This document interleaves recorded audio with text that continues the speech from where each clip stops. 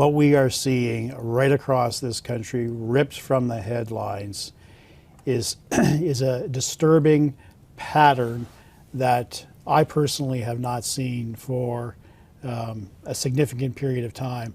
There was a point in time, Jamie, where murders, I'm talking decades ago, used to be confined to gangland shootings. You have maybe some domestic homicides.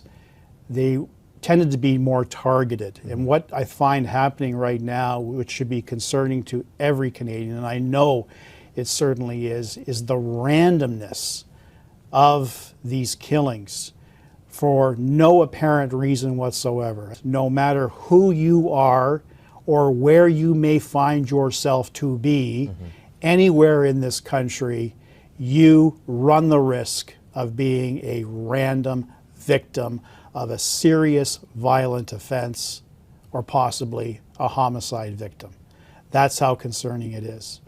The lack of respect for human life, the lack of respect for the dignity of human lives is a disturbing trend that unfortunately the Liberal government doesn't seem to care enough to introduce the legislation to address this growing problem.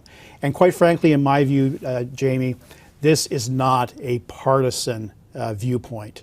It should not be. I have been advocating for criminal justice reform pretty much my entire professional life.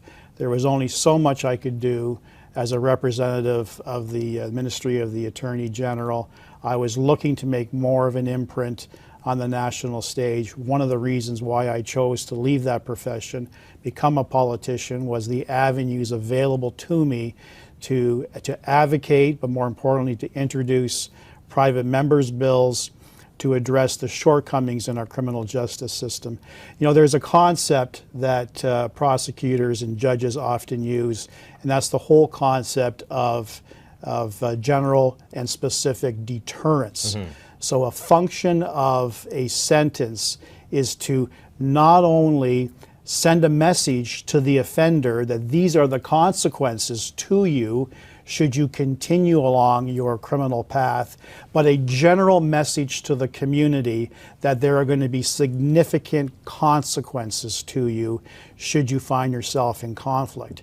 Unfortunately, what we are seeing in this country, what we are reading about in terms of the sentences, what we are seeing by our own Liberal government softening its approach to criminal justice, it's sending the wrong message to the community. In my view, sending a message that there are no longer significant life-changing consequences to criminal behavior.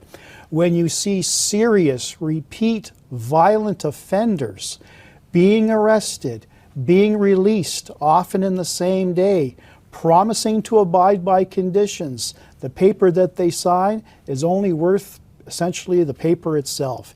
The whole concept of trust and promises are failing. And when they fail, it's putting our communities and it's putting victims at risk.